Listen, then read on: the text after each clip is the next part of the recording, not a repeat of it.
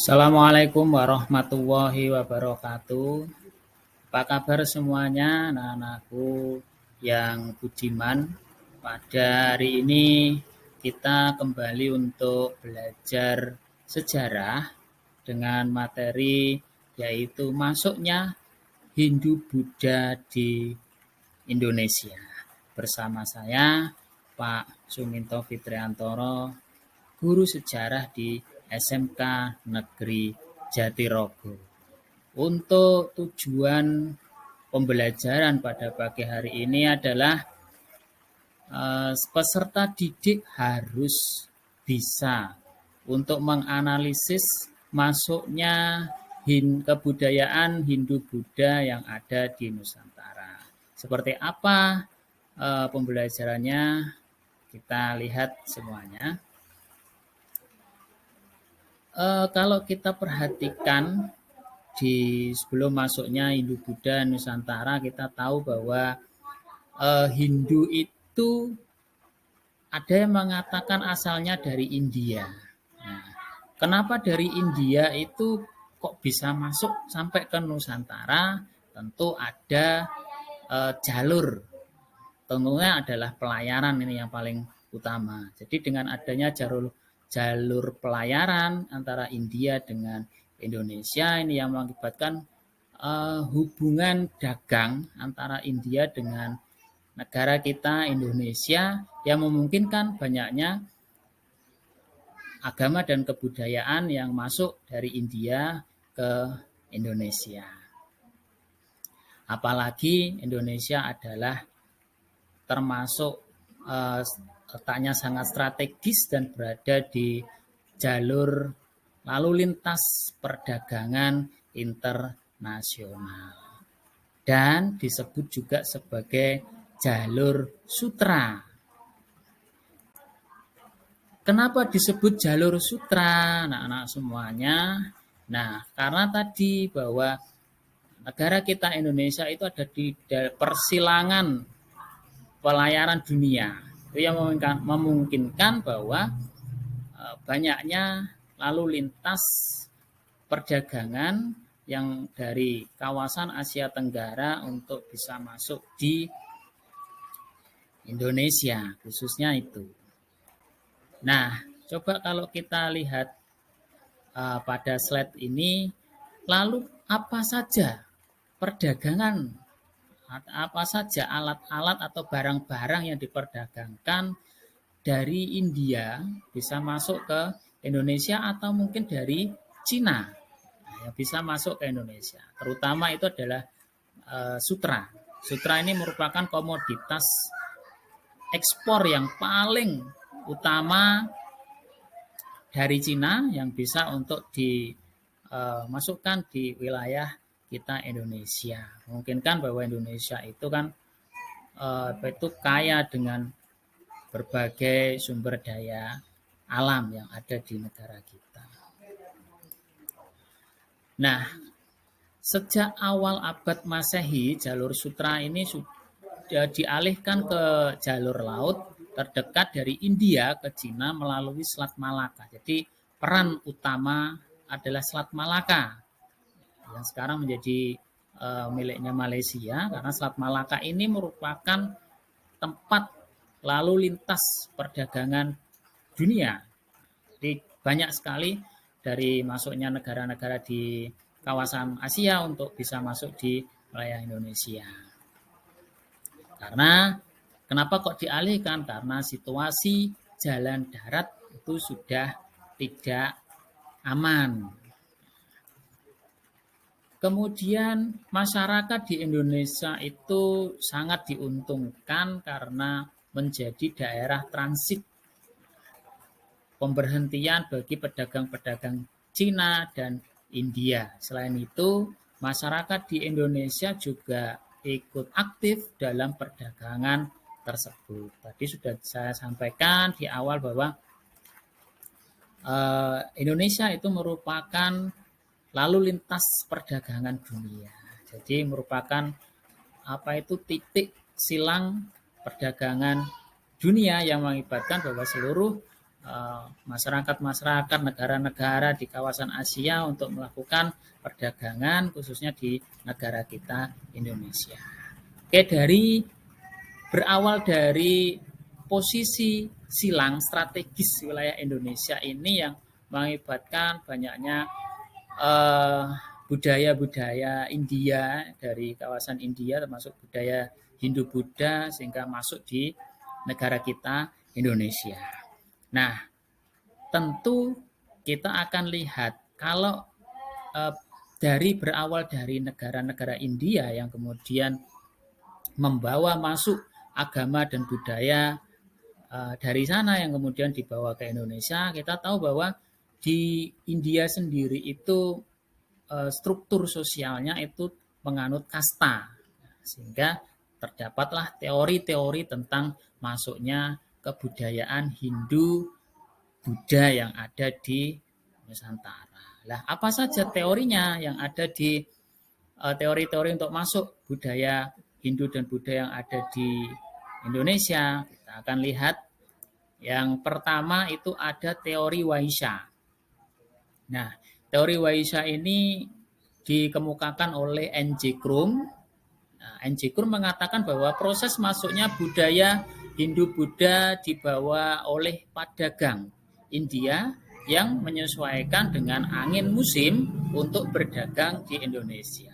Dalam waktu tertentu, para pedagang menetap di Indonesia sehingga memungkinkan terjadinya perkawinan dengan perempuan-perempuan pribumi. Nah, karena tadi dari jalur pelayaran itu memungkinkan bahwa orang-orang India itu akan masuk ke Indonesia. Kemudian dari proses itu maka orang-orang India itu akan melakukan perdagangan dengan orang-orang Indonesia.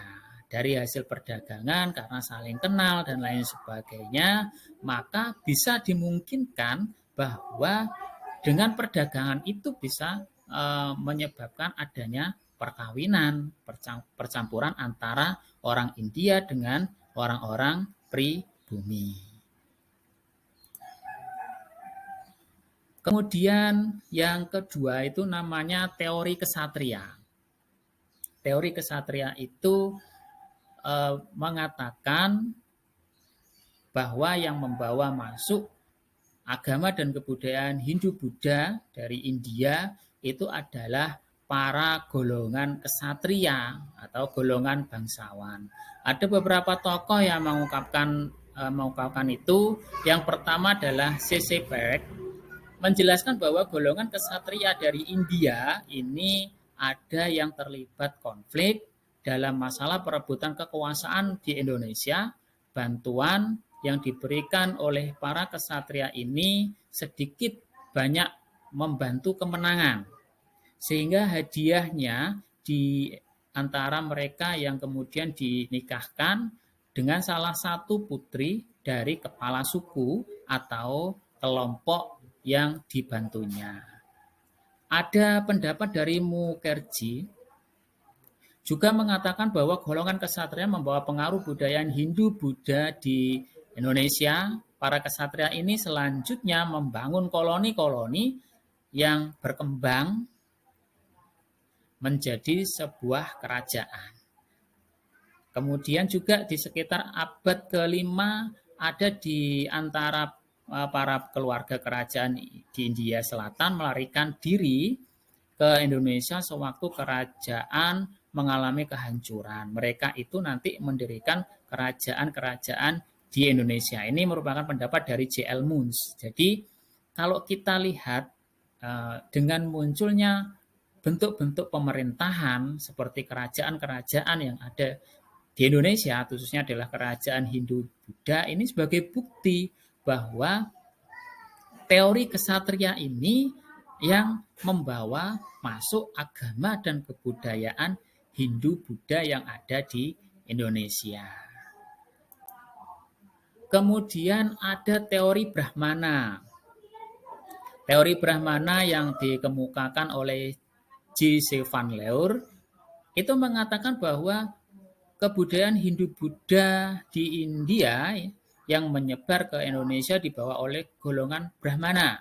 Berdasarkan pada pengamatan terhadap sisa-sisa peninggalan kerajaan-kerajaan yang bercorak Hindu-Buddha di Indonesia menggunakan bahasa Sanskerta dengan huruf Palawa karena hanya golongan Brahmana lah yang menguasai bahasa dan huruf tersebut.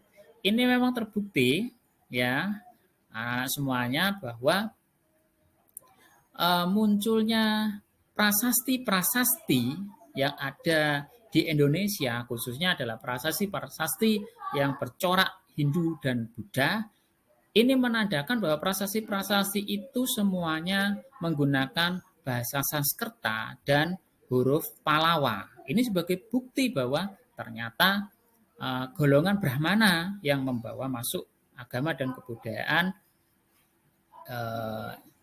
Hindu yang ada di Indonesia. Kita ambil khususnya kalau di Kutai itu ada prasasti Yupa. Kemudian di Tarumanegara ada prasasti Ciaruteun dan lain-lain. Dan masih banyak sekali prasasti-prasasti yang ada di Indonesia. Sebagai bukti, teori Brahmana berperan juga membawa masuk dan agama Hindu-Buddha di Indonesia. Nah, kemudian dari beberapa teori tersebut, dari teori Waisya, teori Kesatria, teori Brahmana, ternyata ada teori yang merupakan kebalikan dari semua teori yang ada. Namanya adalah teori arus balik. Nah, ini dikemukakan oleh FDK Bos. Nah, beliau menjelaskan peran aktif dari orang-orang Indonesia yang mengembangkan kebudayaan Hindu-Buddha di Indonesia. Teori ini menyebutkan bahwa banyak pemuda Indonesia yang belajar agama Hindu-Buddha ke India. Setelah memperoleh ilmu yang banyak, mereka kembali ke Indonesia untuk menyebarkannya. Dan ini kalau kita perhatikan, terbukti dengan adanya tokoh yang bernama Kudungga. Kudungga itu adalah raja pertama dari kerajaan Kutai. Ternyata nama Kudungga itu tidak ada dalam silsilahnya dari India. Bahkan dikatakan bahwa Kudungga itu adalah orang Indonesia asli yang belajar agama Hindu-Buddha ke India. Setelah berhasil belajar agama Hindu-Buddha di India, kemudian menyebarkan ke Indonesia. Nah, tetapi anak-anaknya Kudungga seperti Aswawarman, kemudian Mulawarman, ini ternyata dalam silsilah di prasasti Yupa itu ada keturunan-keturunan dari India. Ini sebagai satu bukti tentang teori arus balik. Oke, setelah itu kita akan lihat ya pengaruh Hindu-Buddha terhadap masyarakat di Indonesia, masyarakat di Nusantara. Apa saja pengaruhnya? Nah, kita akan lihat banyak sekali termasuk bukti-bukti sejarah tentang pengaruh masuknya Hindu-Buddha yang ada di Nusantara. Di antaranya adalah bidang pemerintahan. Ini munculnya kerajaan-kerajaan Hindu-Buddha yang bercorak Hindu-Buddha seperti kerajaan Kutai, kemudian kerajaan Tarumanegara, kerajaan Sriwijaya, kerajaan Singosari, kerajaan Majapahit. Ini merupakan bukti di bidang pemerintahan dengan munculnya sistem-sistem feodalisme tentang sebuah kerajaan. Kemudian muncul di pengaruh di bidang sosial. Kalau di Hindu ini ada kasta, nah, sehingga kasta-kasta ini terbawa bahwa struktur masyarakat yang ada di Hindu kuno itu ada kasta Brahmana, kasta Ksatria, kasta Waisya, dan kasta Sudra. Kemudian di bidang kebudayaan, kita lihat banyaknya pura-pura di Hindu. Kemudian juga kita lihat banyaknya tradisi, adat istiadat Hindu termasuk itu. Kemudian kalau di bidang ekonomi, kita bisa lihat dengan sistem pemerintahannya, bidang ekonominya, kita bisa lihat itu. Kemudian di bidang agama juga munculnya candi dan lain-lain itu. Kita lihat di bidang pemerintahan, kedudukan kepala suku digantikan oleh raja, seperti halnya di India. Kedudukan raja tidak lagi dipilih oleh rakyatnya, akan tetapi diturunkan secara turun-temurun, sehingga dianggap sebagai keturunan dewa dan dianggap sebagai puncak dari segala hal dalam negara. Jadi ini kalau kita lihat di sini, kita lihat Kudungga.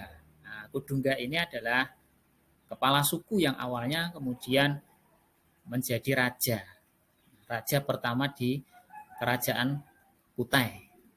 Nah, kemudian sistem yang dianut adalah turun-temurun atau yang dikenal dengan feodalisme. Ini kalau dalam istilah sejarahnya. Jadi juga dianggap sebagai keturunan dewa atau yang dikenal dengan kultus dewa raja. Ini penting. Jadi kultus dewa raja itu dianggap merupakan keturunan dari dewa. Kita ambil contoh raja-raja Majapahit itu semuanya keturunan dari Dewa Siwa. Kemudian raja-raja dari seperti Ken Arok, ini juga keturunan dari Dewa Brahma dan lain sebagainya.